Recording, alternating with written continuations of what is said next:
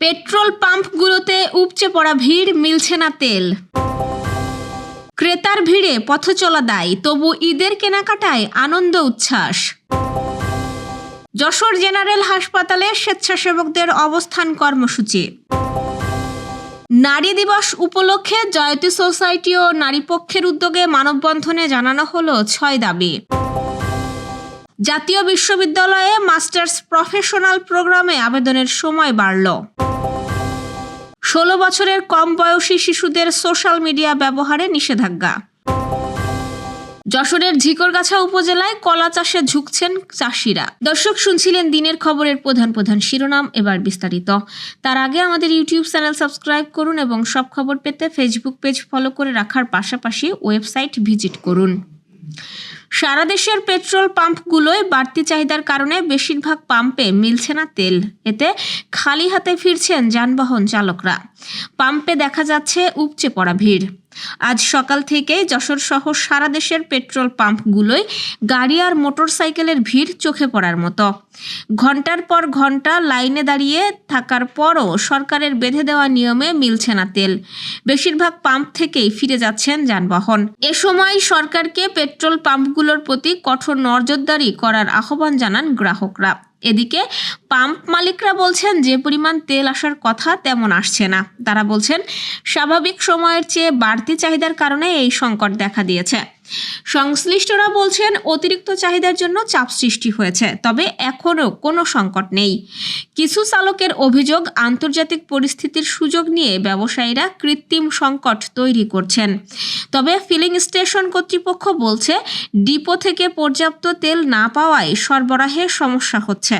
তাদের দাবি, গত 2 দিন ধরে তেল সরবরাহ কমে গেছে।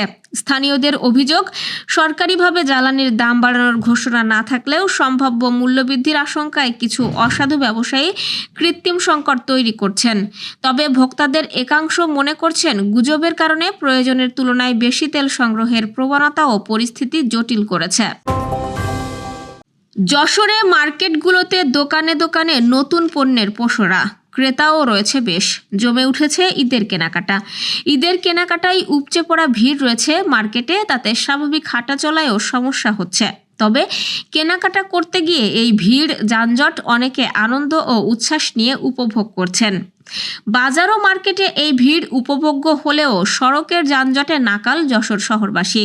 অধিকাংশ সময় কিছু গুরুত্বপূর্ণ স্পটে যানজট লেগে থাকায় সংশ্লিষ্টদের উদাসীনতা এবং ভুল সিদ্ধান্তকে দায়ী করছেন সাধারণ মানুষ।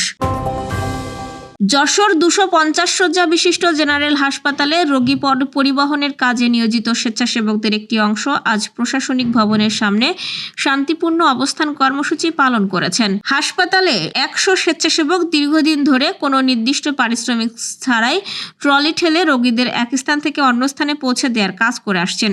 এ সময় তারা রোগীদের স্বজনদের কাছ থেকে 50 থেকে 100 টাকা করে নিয়ে থাকেন। তবে সম্প্রতি স্বাস্থ্য মন্ত্রণালয় প্রজ্ঞাপন জারি করেছে, ট্রলি ঠেলার কাজে রোগীর স্বজনদের কাছ থেকে কোনো ধরনের টাকা নেওয়া যাবে না।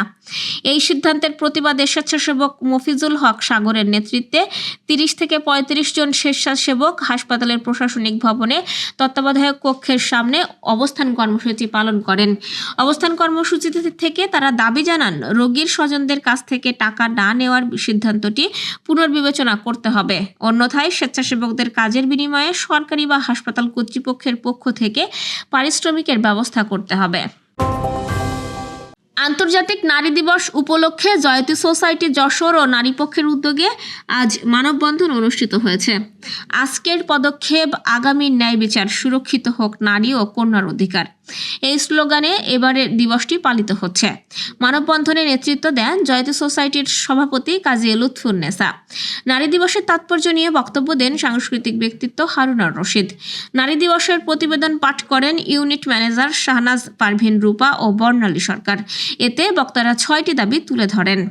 জেলা স্কুল বটতলা থেকে শুরু হয়ে মানববন্ধনটি প্রেস ক্লাব পর্যন্ত বিস্তৃত ছিল। সহস্রাধিক অংশগ্রহণকারী এই মানববন্ধনে যোগ দেন। এর মধ্যে অন্যতম ছিলেন জয়তী সোসাইটির 54টি সহযোগী নারী সংগঠনের কর্মী ও নারী পক্ষের তরুণ দলের সদস্যবৃন্দ।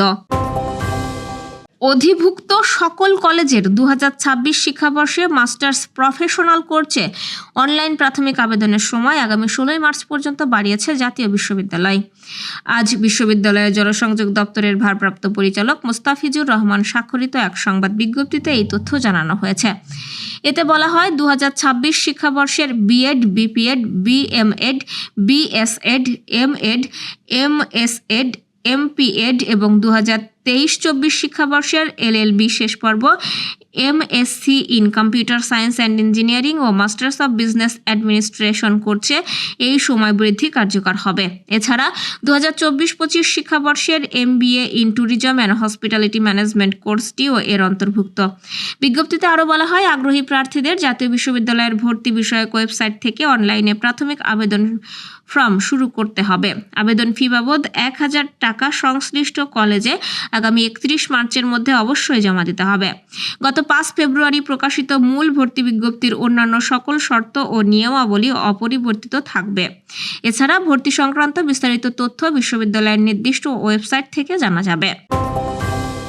ভারতের দক্ষিণাঞ্চলীয় রাজ্য কর্ণাটকে 16 বছরের কম বয়সী শিশু কিশোরীদের জন্য সামাজিক যোগাযোগ মাধ্যম ব্যবহার নিষিদ্ধ করা হয়েছে। শিশুদের মধ্যে মোবাইল ফোনের অতিরিক্ত ব্যবহার ও তার নেতিবাচক প্রভাব ক্রমশ বাড়তে থাকায় এই পদক্ষেপ নেওয়া হয়েছে।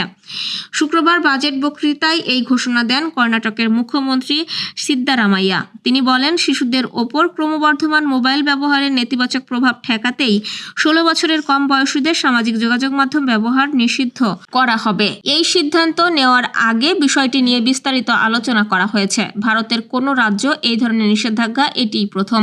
প্রযুক্তি নগরী বেঙ্গালুরুকে কেন্দ্র করে গড়ে ওঠা রাজ্যটি হল কর্ণাটক। যশোরের ঝিকরগাছা উপজেলায় কলা চাষে ঝুঁকছেন চাষিরা। লাভজনক হওয়ায় এবছর উল্লেখযোগ্য হারে বৃদ্ধি পেয়েছে কলার চাষ। সুস্বাদু ও পুষ্টিগুণে ভরপুর দুধসাগর, সাগর, সবরি, চাপা সবরি কলার চাহিদা বেশি, তাই ক্রমাগত বাড়ছে কলার চাষ। রমজানে কলার বিশেষ চাহিদা থাকায় বাড়তি দাম পেয়েও খুশি কলা চাষিরা। উপজেলার মাগুরা ইউনিয়নের হারিয়া দেয়াড়া এবং মিষ্টি দেয়াড়া আদর্শ কলা চাষিদের গ্রামে খ্যাতি অর্জন করেছে। গ্রাম দুটিতে কলা ক্ষেতের আধিক্য চোখে পড়ার মতো। দখালি, পানিসারা ও শিমুলিয়া ইউনিয়নের কলা চাষিরাও পিছিয়ে নেই। উপজেলা সদর লক্ষ্মীপুর, পদ্মপুকুর ও পানিসারা ইউনিয়নের মাঠ জুড়ে এখন দেখা মেলে কলার ক্ষেত। গদখালি ইউনিয়নের বেনিয়ালী ফতেপুর ব্লকের দায়িত্বপ্রাপ্ত উপসহকারী কৃষি অফিসার আয়ুব হোসেন জানিয়েছেন, তার ব্লকে লাভজনক অন্যান্য আবাদের মতো কলা চাষেও আগ্রহী হয়ে উঠেছে কৃষক। উপজেলা কৃষি সম্প্রসারণ অধিদপ্তরের দেয়া তথ্য অনুযায়ী প্রায় 250 হেক্টর জমিতে কলার আবাদ রয়েছে। দর্শক, এ ছিল দুপুরের আয়োজন। সন্ধ্যার খবর দেখার আমন্ত্রণ রইল। আজ ইফতারের সময় সন্ধ্যা 6টা 13 মিনিটে। এতক্ষণ সাথে থাকার জন্য ধন্যবাদ।